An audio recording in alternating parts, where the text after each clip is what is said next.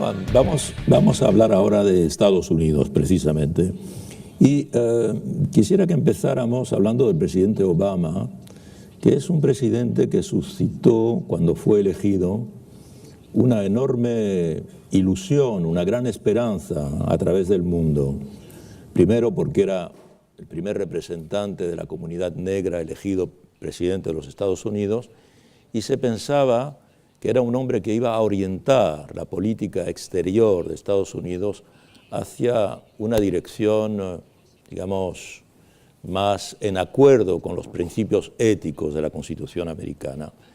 ¿Qué balance hace usted, en síntesis, evidentemente, de los 7 años de gobierno del presidente Obama?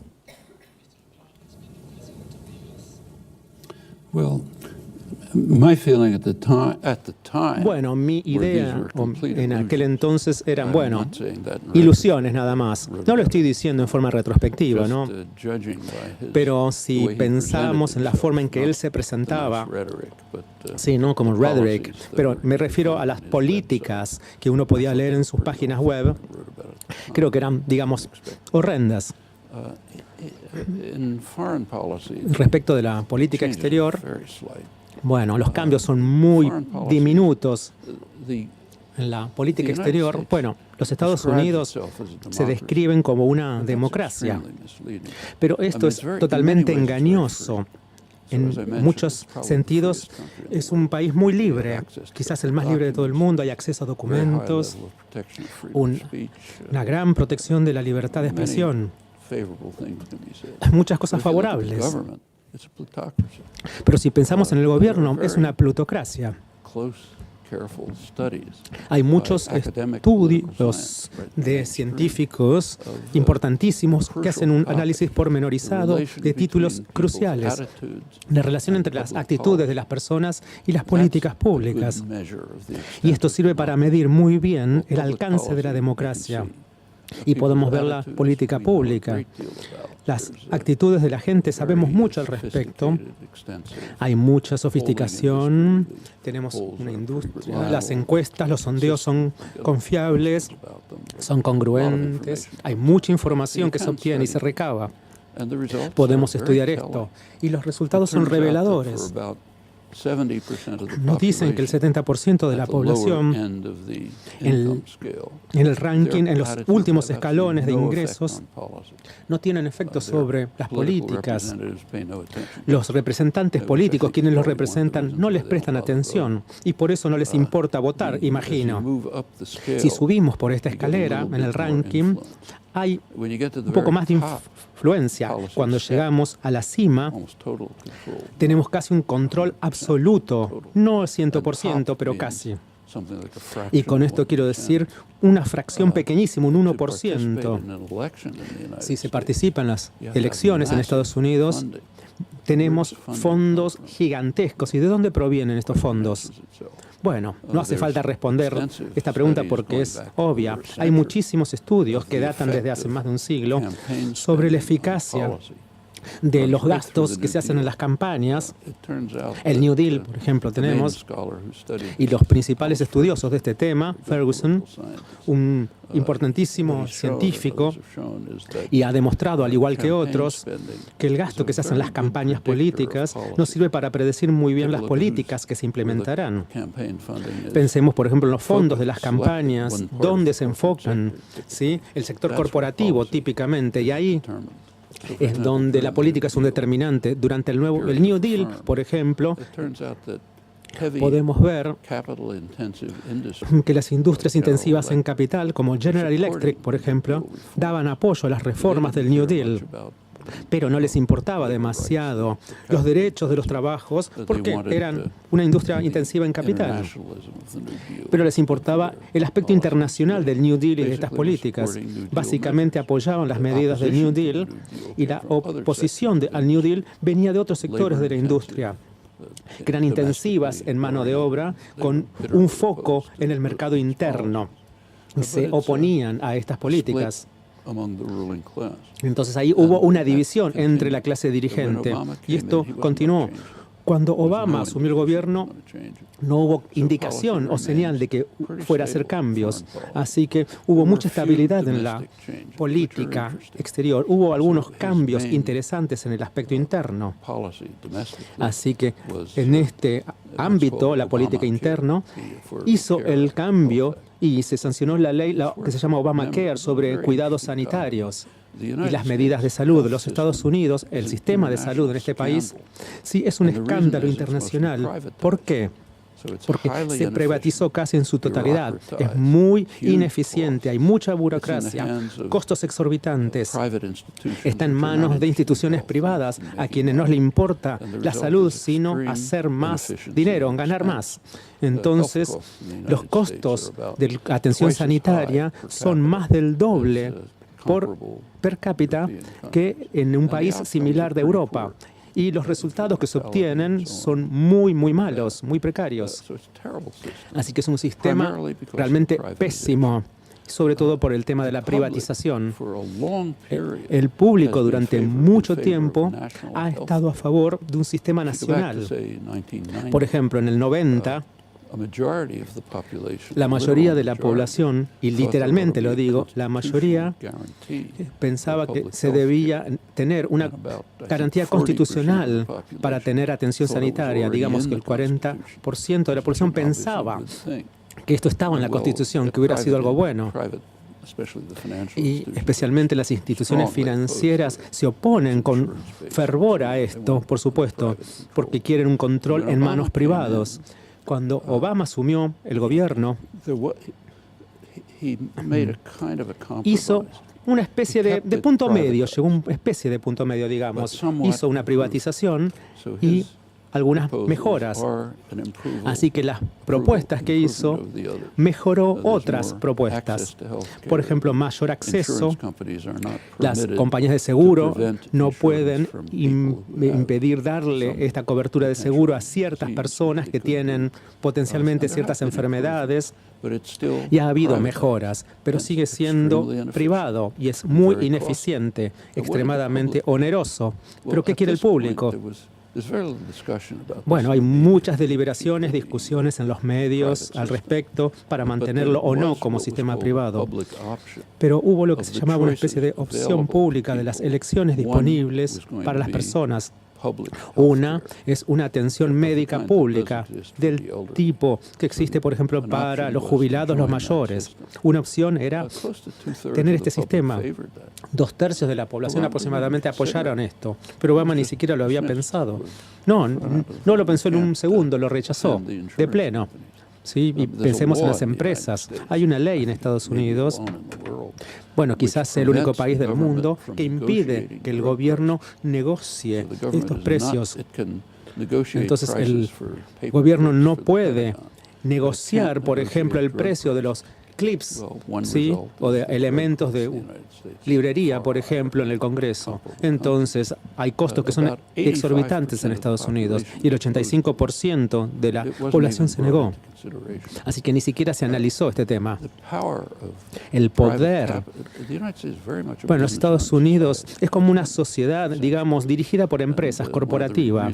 Y es una de las razones por la cual esta infraestructura, bueno, es así, la salud pública, bueno, todo funciona así.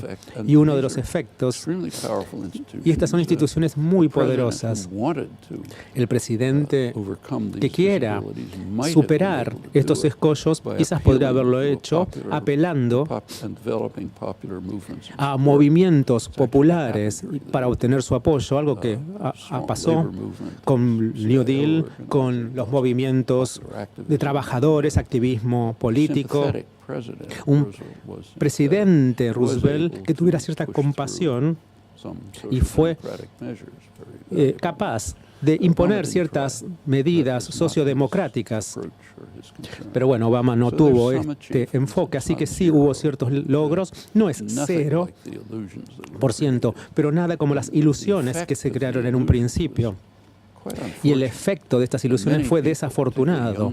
Mucha gente, los jóvenes, trabajaron entusiastamente a favor de las elecciones y esperaban que sucedieran cosas maravillosas, pero se quedaron totalmente desilusionados. En primer lugar, no deberían haber estado ilusionados, pero bueno, cuando nada sucedió, algunos se vieron realmente descorazonados totalmente y nada sucedió.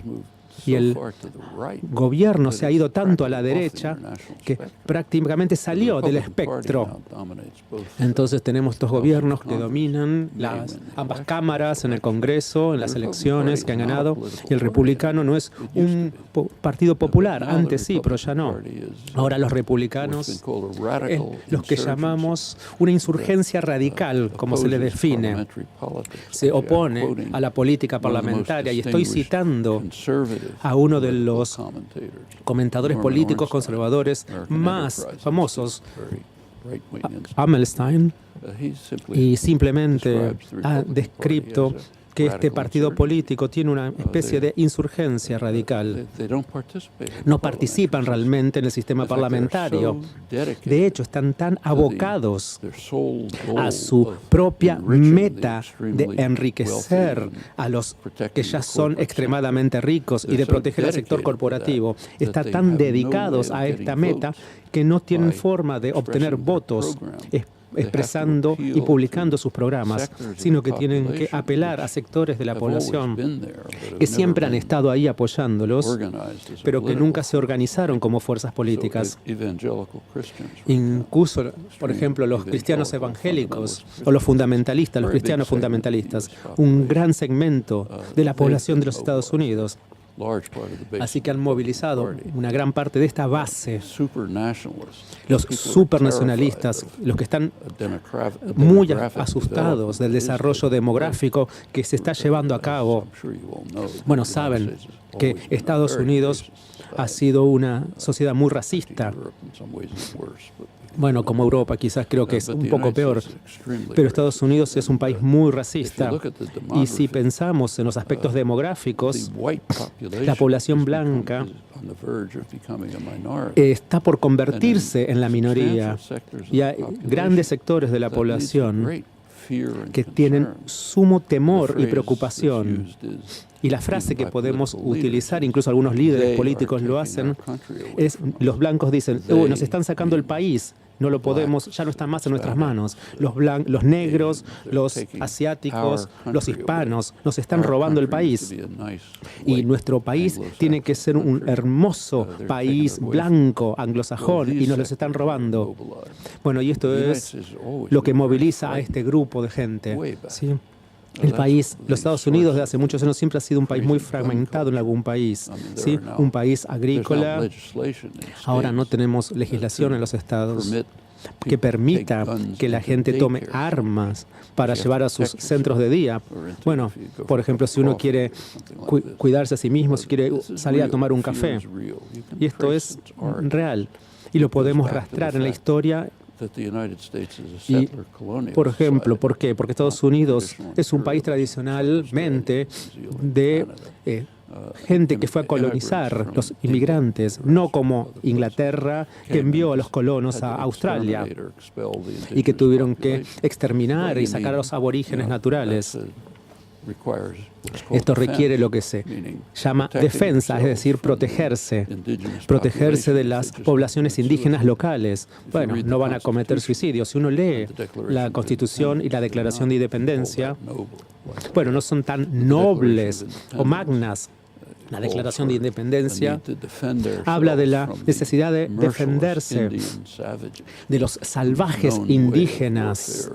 Bueno, entonces ahí recurrimos a la destrucción. Thomas Jefferson fue un hombre inteligente y sabían que los salvajes eran los ingleses. Y sabe cuál era la destrucción que llevaban a cabo.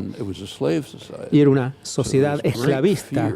Así que había un gran temor de que los esclavos pudieran liberarse de esta esclavitud.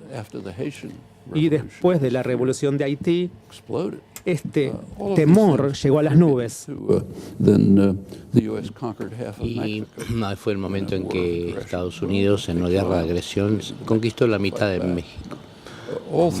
Tal vez los mexicanos hayan devuelto algunos golpes, pero todo esto fue provocado por un gran miedo y ese miedo sigue. Y todo eso constituye una base popular para un partido que se dedica íntegramente a enriquecer a los ricos y darles más poder, y que tiene que movilizar a la gente con otras cosas. Eso es lo que ha ocurrido. Mientras tanto, lo que se llaman los demócratas son los que se llamaban antes republicanos moderados. En los años 50 se decía que es un estado de un solo partido, que tiene el partido de los negocios con dos facciones. Sigue siendo uno, pero ahora tiene una sola facción. Y no son los demócratas, son los republicanos moderados. La gente como Richard Nixon o Dwight Eisenhower hoy estarían a la izquierda del espectro. Y los demócratas de Clinton son republicanos moderados de vieja estofa. Así es como se puede apreciar cómo las cosas se desarrollan. Volviendo a Obama, tal vez haya intentado modificar esto, pero no hay ninguna indicación que tuviera mucho interés en hacerlo. Noam, una reflexión sobre política exterior de Estados Unidos con respecto, digamos, a la rivalidad estratégica con China. ¿Usted piensa también, como algunos analistas, que China será el gran rival estratégico de Estados Unidos en el siglo XXI? ¿Y qué consecuencias puede tener esto para, en general, la marcha del mundo y para el destino de Estados Unidos? China se desarrolla de una manera muy eficiente. Es algo que empezó en el año 49, cuando China se independizó. Hay un nombre para eso en el discurso norteamericano. Se llama la pérdida de China. Es un término muy interesante, la pérdida de China. No se puede perder algo que uno no tiene, del cual uno no es dueño, pero se toma por sentado que nosotros somos dueños del mundo.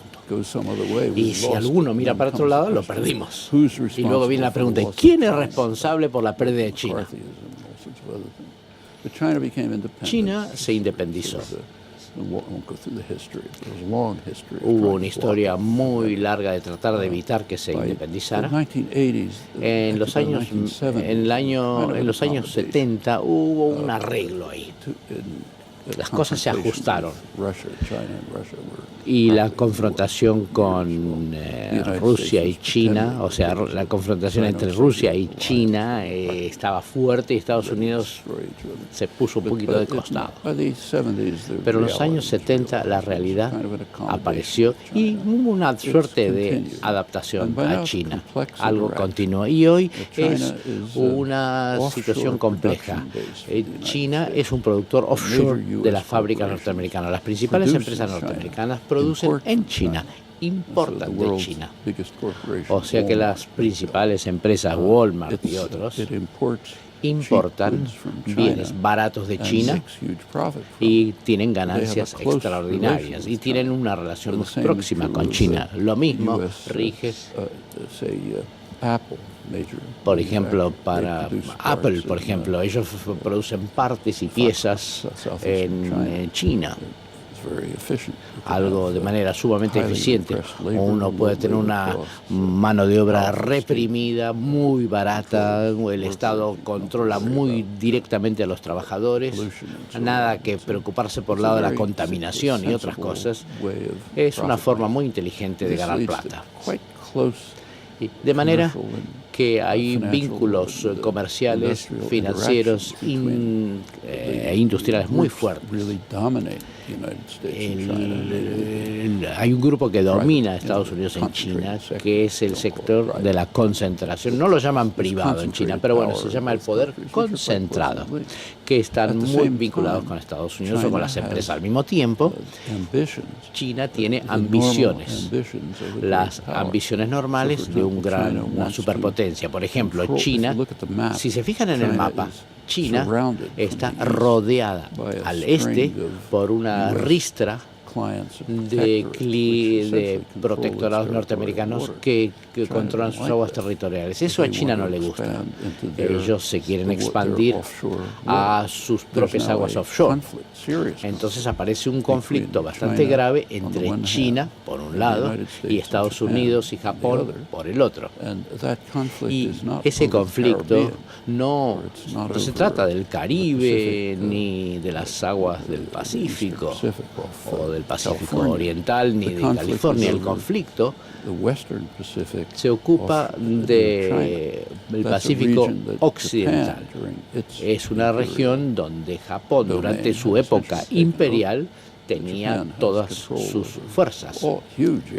Y estamos hablando de tremendas zonas del Pacífico Occidental, islas, islotes, rocas. Y ellos lo controlan, pero a China no le gusta. Y no es una broma. En este momento, los jets japoneses y chinos pasan continuamente sobre islas que tienen ningún sentido, Senkaku, Daegu y otras. Y esas cosas en algún momento podrían desembocar en una guerra. Lo mismo entre Estados Unidos y China. La política exterior de Obama es un pivote hacia decir, mandar fuerzas militares a Australia, construir una gigantesca base militar en la isla Jeju. No dicen que es una base militar, pero seguramente lo es. Tienes a pocos kilómetros de China, Okinawa, donde la población se opone terriblemente a las bases militares. Japón, que controla ese territorio, Estados Unidos quiere mantener las bases de ese lugar y las bases se están reconstruyendo, es más, expandiendo, con las tremendas objeciones de la población y de China, que lo mira como una amenaza con cierta justificación. Por ejemplo, en el año 1962, el momento de la crisis de los misiles en Cuba, cuando Khrushchev mandó los misiles a Cuba, unos meses antes, Kennedy había mandado misiles a Okinawa, misiles que eran ofensivos que apuntaban a China, en un momento en que la tensión entre los dos era tremenda y China e India estaban casi en guerra. Mucho no se habla de eso. O sea que hay una confrontación en potencia, no solamente con Estados Unidos, sino también con los países vecinos, como las Filipinas, Vietnam, Japón, por supuesto. Y es un problema de tensión, pero de manera subyacente hay un problema económico, hay una tremenda interacción económica de producción, de finanzas, de importaciones, etcétera, etcétera. De manera que seguramente va a seguir siendo un tema importantísimo en los asuntos internacionales. No obstante, mucho se ha hablado de la nueva potencia de China en el siglo XXI. Creo que se exagera tremendamente. El crecimiento de China ha sido fuerte durante muchos años, pero sigue siendo un país sumamente pobre. Si se fijan, por ejemplo, el índice de desarrollo humano de las Naciones Unidas, creo que China está en la posición 90 y no se mueve mucho. Tiene tremendos problemas internos. El movimiento laboral se está saliendo, rompiendo sus cadenas. Hay muchas luchas, muchas huelgas, protestas, tremendos problemas ecológicos. La gente habla de polución, pero es mucho peor. Hay destrucción de los recursos agrícolas más bien limitados. Se enfrenta con tremendos problemas que Estados Unidos y Europa no tienen. Y sigue habiendo una tremenda pobreza.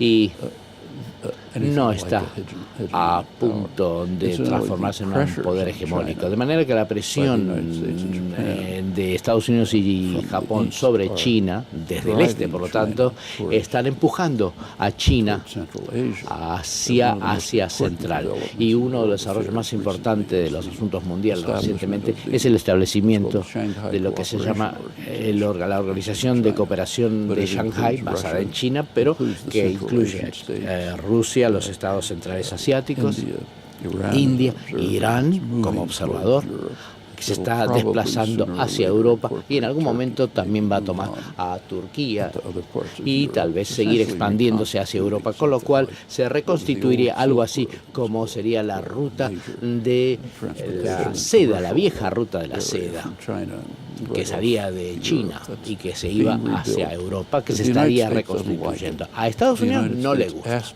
Estados Unidos ha pedido ser observadora, estatus que se le negó, lo tiene Irán, otros países, pero Estados Unidos se le negó el estatuto de observador. Han pedido que se sacaran todas las bases militares norteamericanas de Asia Central. Asia Central tiene grandes recursos. La confrontación actual con Rusia está empujando a Rusia a tener relaciones más cercanas, estrechas con China, con China siendo el poder dominante y Rusia menos, pero es como un desarrollo natural, por así llamarlo. La parte oriental de Rusia tiene grandes recursos, minerales, petróleo, etcétera. Y eso podría permitir acercarlos. Uno puede ver una suerte de sistema eurasiano o eurásico que con mejores vínculos más estrechos, con mejores vínculos de transporte. Por ejemplo, hoy uno puede tomar un tren de alta velocidad desde China hasta Kazajstán y no se puede tomar un tren de alta velocidad de Boston a Europa, pero sí de Beijing a Kazajstán. Forma parte del desarrollo que estamos viendo y algo bastante fuerte. Y algunos estrategas norteamericanos lo consideran una OTAN basada en China. Tal vez lo sea, tal vez no en tal caso. Hay grandes avances y todos estos avances, tiene razón usted al decir que son amenazas potenciales en los asuntos internacionales que podrían transformarse en peligrosas o graves. Pero hay mucha interacción compleja que ocurre que podría llevar a confrontaciones potenciales.